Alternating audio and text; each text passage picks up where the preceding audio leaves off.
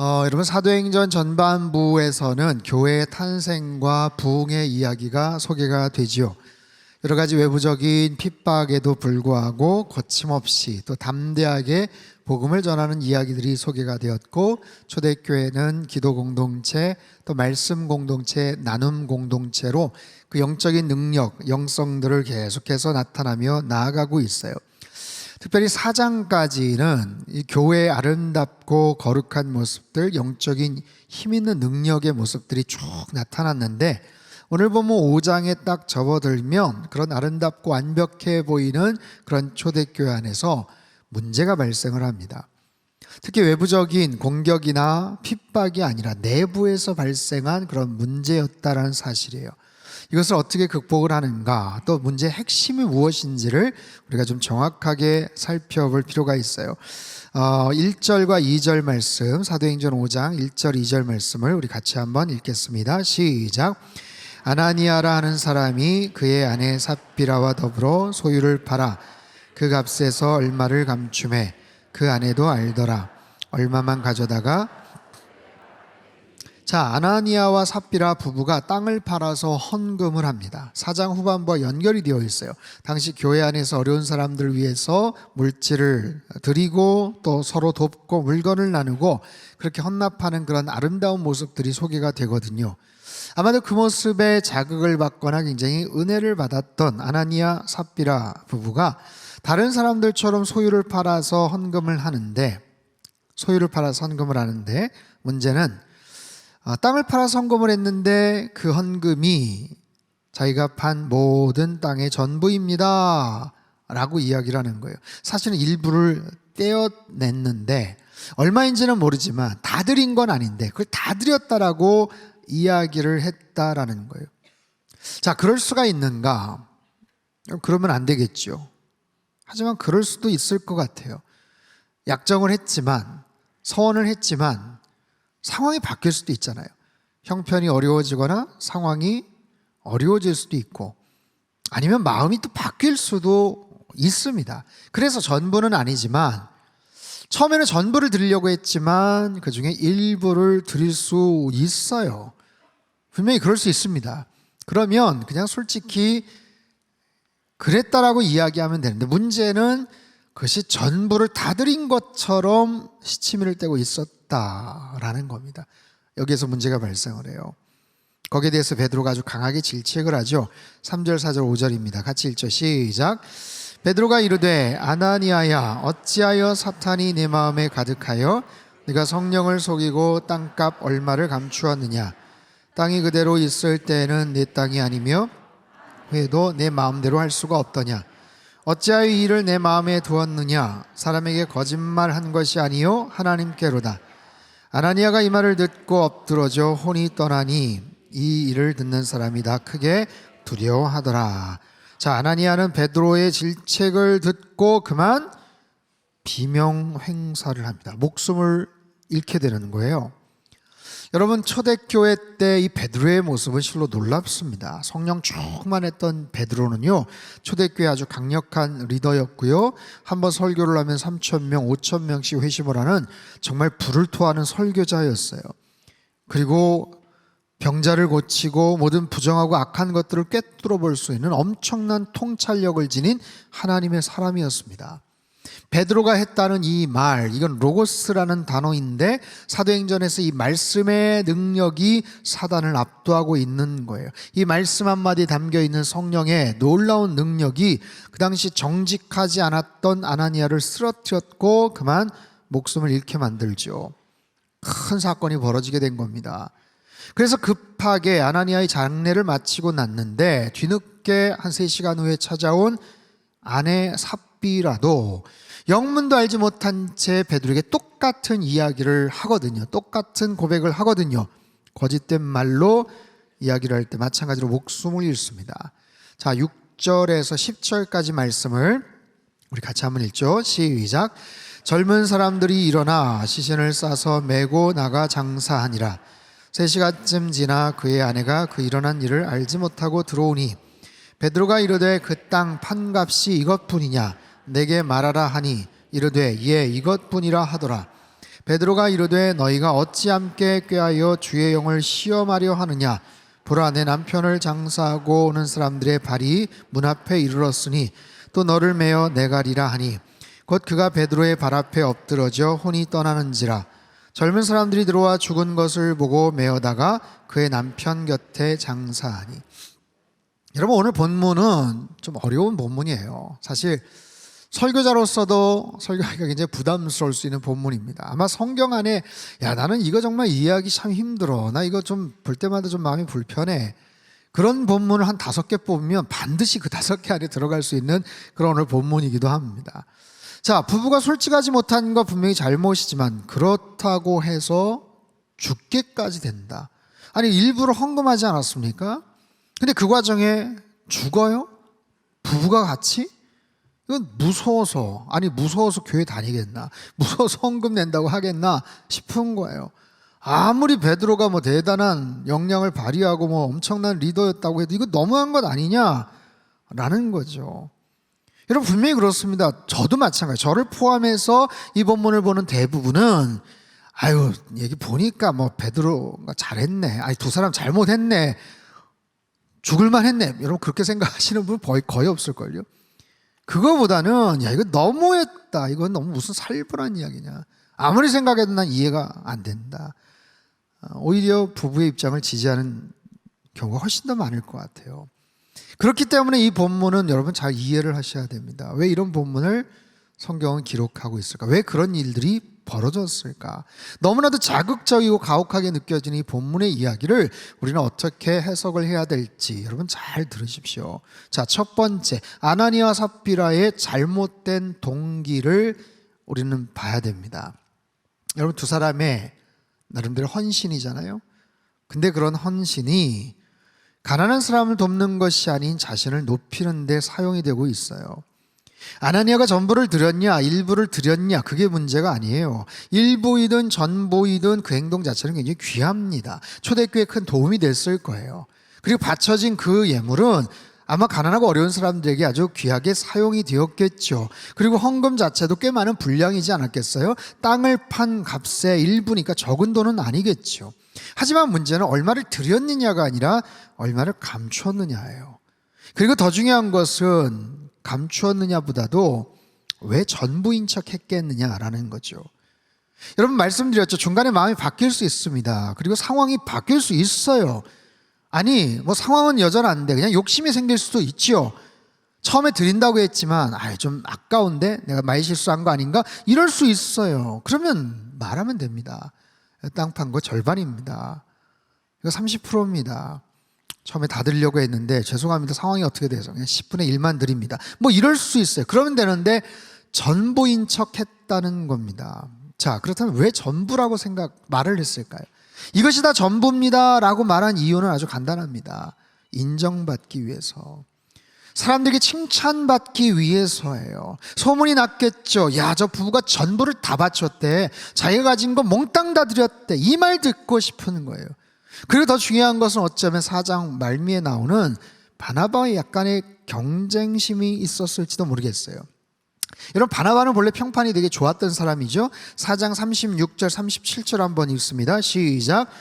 구브로에서 난 레위족 사람이 있으니 이름은 요셉이라, 사도들이 일컬어 바나바라, 번역하면 위로의 아들이라 하니 그가 밭이 있음에 팔아 그 값을 가지고 사도들의 발 앞에 두니라. 여러분, 바나바의 본래 이름이 요셉입니다. 이걸 봐야만 우리는 알 정도예요. 바나바는 굉장히 유명한 사람이거든요.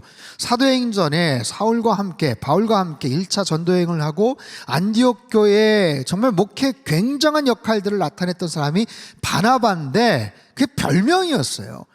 바나바의 원래 이름이 요셉이었구만. 바로 그런 거예요. 그 정도로 알려진 사람, 그 정도로 헌신된 사람, 그 바나바가 칭찬받고 인정받는 모습에 아나니아와 삽비라도 어쩌면 질투심을 느꼈을 수도 있고, 나도 좀 저렇게 되고 싶다 하면서 인정받고 싶은 마음들. 여러분, 아나니아와 삽비라의 죄는요, 착복의 죄가 아니라 위선의 죄였습니다. 자신의 전부를 드리는 것처럼 했지만 사실은 사람들에게 찬사와 존경과 명예를 얻고 싶었던 거예요. 보세요. 이런 바나바를 비롯한 다른 사람들이 헌물을 바치고 헌금을 했던 주된 동기가 뭡니까? 어려운 사람들을 돕기 위해서예요. 가난하고 불쌍한 사람들을 위함입니다. 교회에 유익을 끼치기 위함이에요. 하지만 아나니아와 삽비라의 마음의 동기는 거기에 관심이 없어요. 자기를 드러내고 싶은 마음이에요. 교회 안에서의 영향력이나 모습들을 크게 보이기, 부각시키기 위함입니다. 어떻게든지 그렇게 알려져 사람들에게 칭찬받고 리더들에게 인정받고 싶은 그런 마음의 욕심이 있었던 거죠. 자, 여러분, 그 의도 자체가 이렇게 잘못됐어요. 여러분, 의도라는 것, 이 동기라는 것, 이것은 생각보다 굉장히 중요합니다. 아예 과정과 결과가 좋으면 됐지라고 그렇게 넘어갈 수도 있지만 그렇지 않아요. 그 의도가 본래 뭐였느냐도 굉장히 중요합니다. 저희가 뭐야 그래서 여러분 이런 말 있잖아요. 그 동기 자체가 어디에서 비롯됐는지가 굉장히 중요한 거예요. 애초에 아나니아와 삽비라는 공동체를 돕는 것, 약자들을 돕는 것처럼 했지만 그렇지 않았다는 거예요. 철저하게 자기들만 생각하고 싶어. 그런 위선과 거짓과 악한 마음의 동기가 있었다는 거고요. 무엇보다 성령 하나님께서 그 부분을 싫어하셨어요. 겉과 속이 다른 그들의 모습, 그들의 위선과 부정직함을 베드로를 통해서 부각시키셨고 크게 심판하셨던 거죠. 이것이 그들의 첫 번째 잘못이었습니다. 자, 두 번째는 뭔가? 그들은 사람을 속인 게 아니라 하나님을 속였다라는 거예요. 3절과 4절 말씀을 다시 한번 읽죠. 시작. 베드로가 이르되 아나니아야 어찌하여 사탄이 내 마음에 가득하여 네가 성령을 속이고 땅값 얼마를 감추었느냐. 땅이 그대로 있을 때에는 내 땅이 아니며 판 후에도 내 마음대로 할 수가 없더냐. 어찌하여 이를 내 마음에 두었느냐.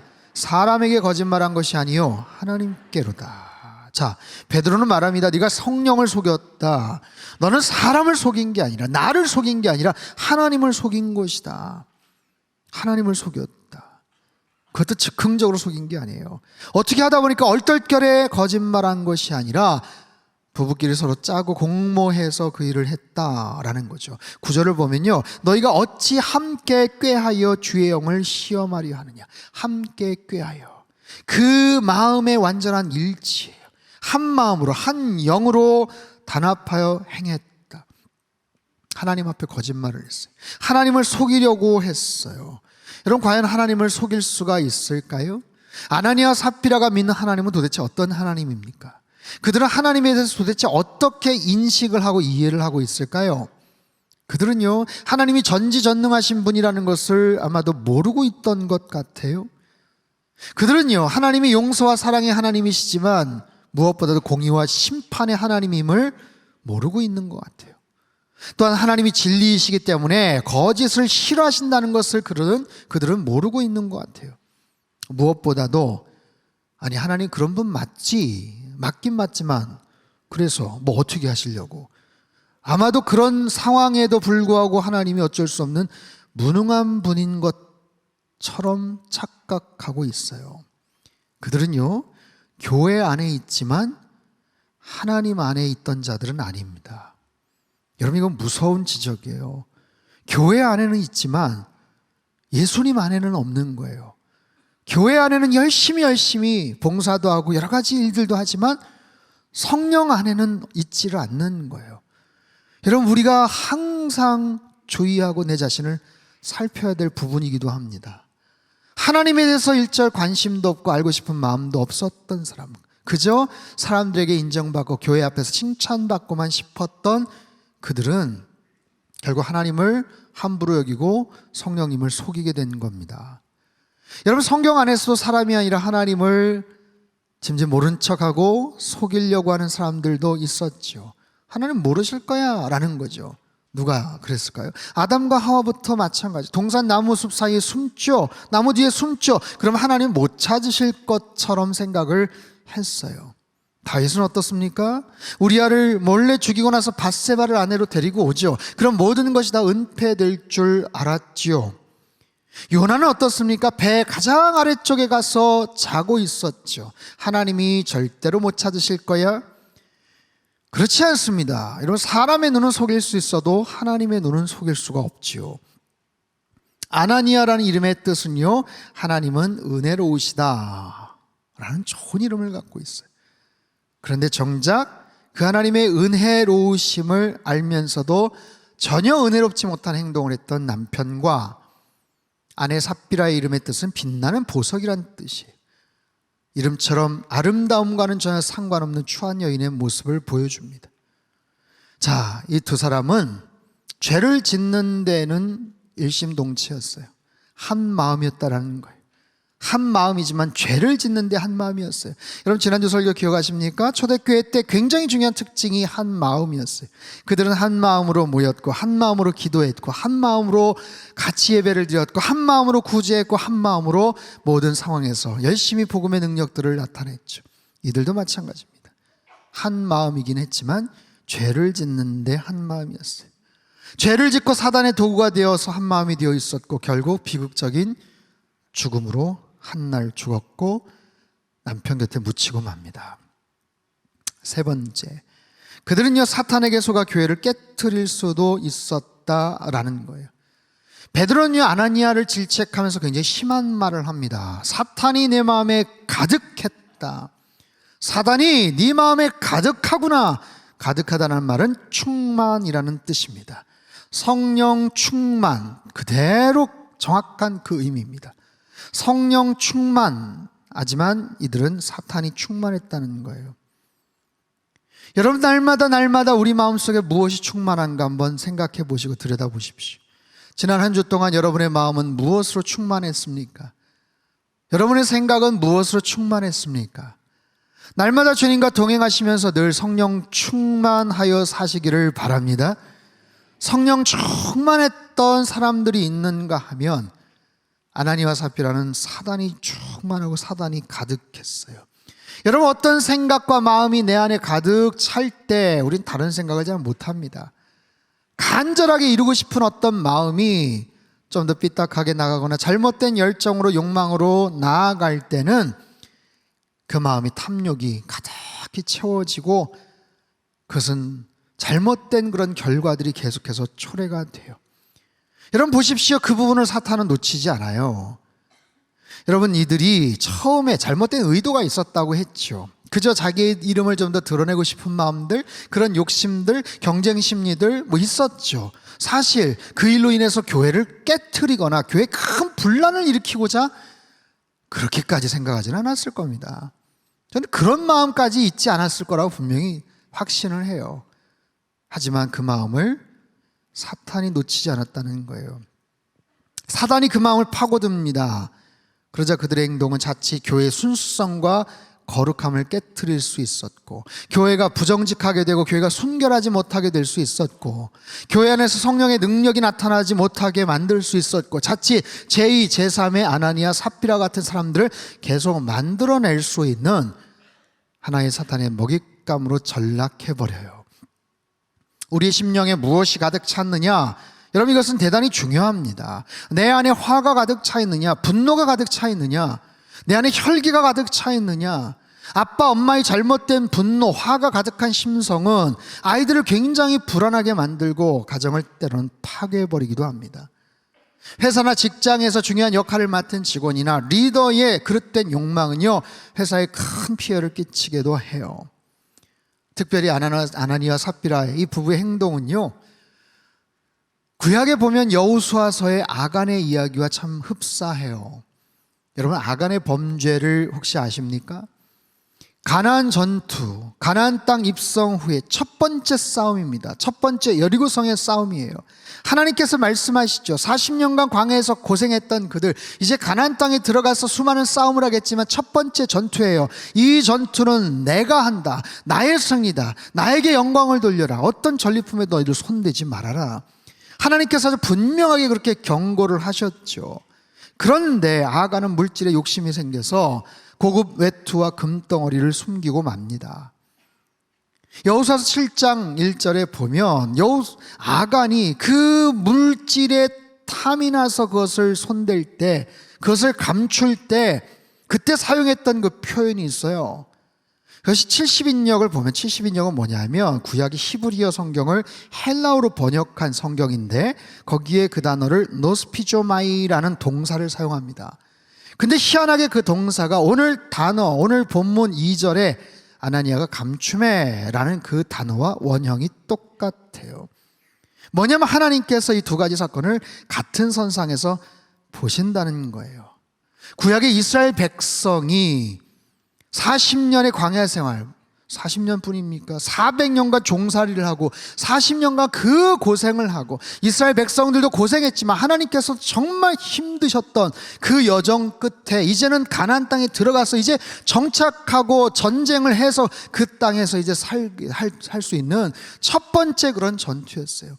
그런 거룩한 예배 공동체를 만들기를 원하셨는데 그 아간의 범죄로 인해서 깨어졌던 거예요. 여러분, 초대교회가 너무나도 멋진 모습으로 탄생을 하지 않습니까? 예수님께 십자가에 죽으시고 성령 강림 사건 이후에 초대교회가 탄생을 해 아름다운 그런 교회 공동체 첫 시작을 망가뜨리는 사단의 괴계가 그 안에 담겨져 있었던 거예요. 여러분, 두 가지 사건은요, 따로 보면, 그것만 보면 잘 이해가 안 돼요. 아간이 잘못했다고 했는데, 용서를 구했는데, 훔친 거 다시 돌려줬는데 꼭 그렇게까지 온 가족을 처벌해야 되나?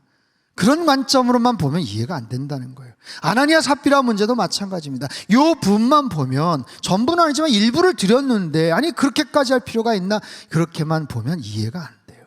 하지만 전체 큰 그림에서 이해를 하실 때, 더군다나 그것을 깨트리고자 하는 사단의 괴계가 그 안에 있다라는 것을 우리는 알아야 된다는 거예요. 자, 이 사건에 대한 교회의 반응이 흥미롭습니다. 11절 말씀, 11절 같이 한번 읽죠. 시작. 온 교회와 이 일을 듣는 사람들이 다 크게, 자, 온 교회라는 단어, 에클레시아라는 단어가 처음으로 등장을 해요. 이 교회가 어떻게 반응을 하는가, 이 일을 어떻게 다루고 있는가, 교회와 성도들은 크게 두려워했다라는 거예요. 하나님의 권위가, 또 교회의 영적 질서가 세워지게 됩니다. 여러분, 자칫 사도 베드로의 지나친 심판과 영적 능력의 사용이 교회가 시끄러울 수도 있고요, 큰 어려움에 처할 수도 있었던 부분이에요. 하지만 그 사건을 교회는 잠잠하게 지나갑니다.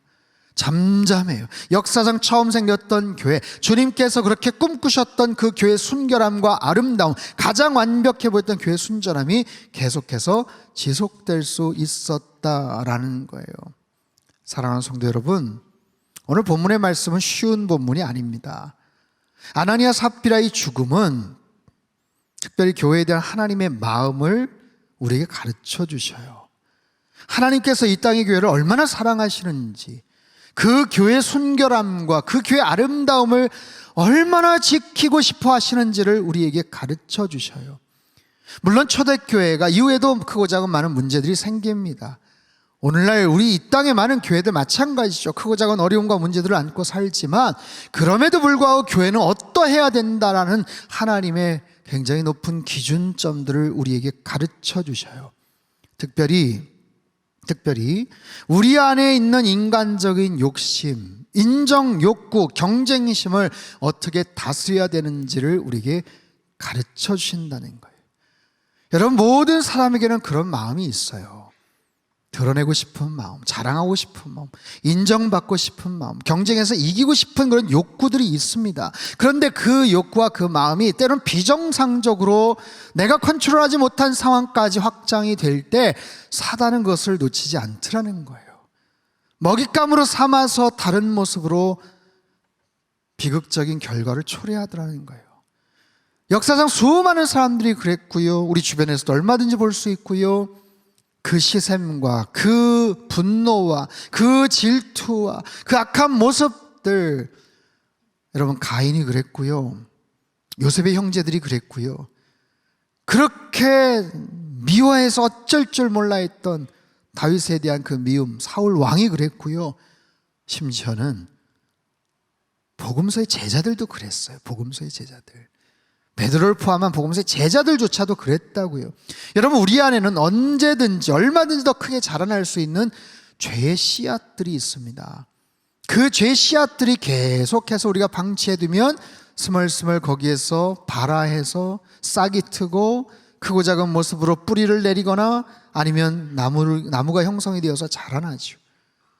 그냥 관심을 안 갖고 내버려두면 더 공격적으로 아니면 거친 모습으로 자라납니다.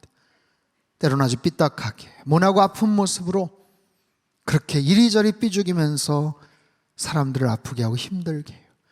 그리고 무엇보다 사단이 그것을 악용한다라는 거예요. 그럴 때 본인은 얼마나 힘들겠습니까? 본인이 알면서도 그것을 어떻게 할 수 없는 그 본인의 마음을 어떻게 하겠어요? 본인도 괴롭고 주변 사람들 계속해서 힘들게 하는 그런 어려움들이 초래되더라라는 거예요. 유명한 영성가 헨리 나우엔이 이런 이야기를 했어요. 제가 한번 읽어보죠. 심각한 아이러니는 사탄은 자기가 가장 안전하게 숨을 장소를 우리가 명백하게 하나님 나라의 일을 하는 바로 그곳에서 찾는다는 사실이다. 하나님의 이름은 수많은 악마적 행위를 위해 이용된다. 그것은 사탄의 가장 안전한 가면이기도 하다. 여러분, 하나님의 이름으로 자행되었던 수많은 범죄들, 잘못된 악행들이 역사를 보면 소도 없이 나타납니다. 하나님의 이름을 가지고 펼쳤던 전쟁도 있고요, 북미주의 원주민들을 학살하고 그들을 괴롭혔던 역사들을 보면 하나님의 이름으로 자행을 했던 힘든 일들이 참 많아요. 그리고 직접적이지는 않지만 하나님의 이름으로 그런 만행을 펼치는 부분들을 그저 묵인하고 지지해주고 침묵하고 있던 교회 공동체나 그런 믿는 사람들의 집단도 있었다는 거예요. 개인적으로도 마찬가지. 하나님의 이름으로 주님의 뜻, 주님의 영광이라는 미명하에 수많은 욕심들을 펼치고 고집을 부리고 끝까지 자기 의와 자기의 뜻을 주장하는 일들이 얼마나 많습니까? 겉으로는 교회를 위한다고 말은 하지만 여전히 우리 안에 남아있는, 시퍼렇게 살아있는 우리 안에 혈기와 욕심과 자기 의가 있어요. 굉장히 좋은 의도라고 포장은 그럴듯하게 하지만 결국에는 자신의 의로움을 드러내고 더 인정받고 더 주목받고 싶은 내 안의 죄악들, 그냥 거기서 끝나면 되는데 그것으로 인해서 결정적으로 교회에 큰 혼란을 끼치거나 아주 크게 어려움을 펼치게 만들 수 있는 우리 안에 수많은 아나니아와 삽비라의 모습들이 우리 안에 존재한다는 사실입니다. 아나니아와 삽비라의 죽음, 분명히 그 자체는 과도한 심판인 것 같고 베드로가 너무 지나치게 남발하듯한 권위를 그렇게 펼친 것 같지만 그들의 죽음은요, 초대교회에 큰 중요한 기준을 세웠고요, 비슷한 유혹과 욕심을 가졌던 사람들에게 경종을 일으키게 하는 충격적인 사건이기도 했어요. 그리고 이 말씀에 대해서 여전히 불편함을 느낄 수 있는 사람들에게 교회가 어떠해야 하는지에 대한 하나님의 분명한 뜻과 마음을 깨닫게 해주는 그런 교훈이기도 합니다. 사랑하는 성도 여러분, 오늘 이 말씀을 여러분 잘 소화하셔야 됩니다. 잘 이해하시고 마음속에서 또 여러분 영적으로 잘 소화를 하십시오. 그리고 무엇보다 중요한 것은 하나님이 이 땅의 교회를 많이 사랑하신다는 사실을 여러분 꼭 기억하시기를 바랍니다. 하나님께서 이 땅의 교회를 사랑하세요. 그리고 이 땅의 교회를 통해서 하나님의 역사를 이루어가기를 원하셔요. 그래서 교회는 거룩하고 아름다워야 하고요, 교회는 은과 금을 자랑하는 것이 아니라 나사렛 예수 그리스도의 이름, 하나님의 영적인 능력을 갖고 있어야 돼요. 초대교회가 그랬던 것처럼 교회 안에 영적 능력이 우리 안에 회복될 수 있게 되기를 주님의 이름으로 축원합니다. 우리 상당교회를 통해서 하나님의 꿈이 펼쳐지고 사도행전의 꿈이 힘있게 펼쳐지기를 주님의 이름으로 축복합니다. 우리 교회만이 아니라 청주 땅에 있는 많은 교회들, 아니 대한민국 땅에 있는 많은 교회들이 힘들고 어려운 상황에서 다시 일어나고 다시 회복이 되고 복음의 능력을 회복하고 그래서 하나님의 뜻을 온전하게 펼쳐나갈 수 있기를 소망합니다. 그리고 우리 안에 여전히 우리 안에서 아직도 꿈틀대고 자라고 있는 크고 작은 아나니아와 삽비라의 욕망들, 그 위선들, 부정직함과 그 사탄의 도구가 될 것 같은 모든 죄들을 여러분 다 잘라내시고 하나님 앞에 거룩하게 쓰임 받으시는 우리 귀한 성도님들 여러분의 삶이 되시길 주님의 이름으로 축원합니다. 기도하겠습니다. 하나님 아버지, 쉽지 않은 본문이지만 또 무겁고 어두운 주제이지만 그럼에도 우리가 꼭 알아야 될 그런 내용입니다. 이 말씀을 통해서 하나님께서 이 땅에 교회를 향하신 하나님의 뜻과 비전이 무엇인지를 명확하게 깨닫게 도와주시고 하나님이 여전히 우리 안에서 꿈틀대고 자라나고 있는 수많은 아나니아와 삽비라의 그런 욕망과 위선과 마음들을 하나님 죄된 모든 싹들을 다 잘라내 주시고 어떤 경우에도 사단의 먹잇감 되지 않게 도와주시고 성령 충만함으로 말미암아 하나님의 거룩한 뜻을 이루며 사도행전의 꿈을 이루어 드리는 상당교회가 되게 하시고 우리 모든 성도님들 삶이 되게 축복하여 주시옵소서. 존귀하신 예수님의 이름으로 감사하며 기도합나이다. 아멘.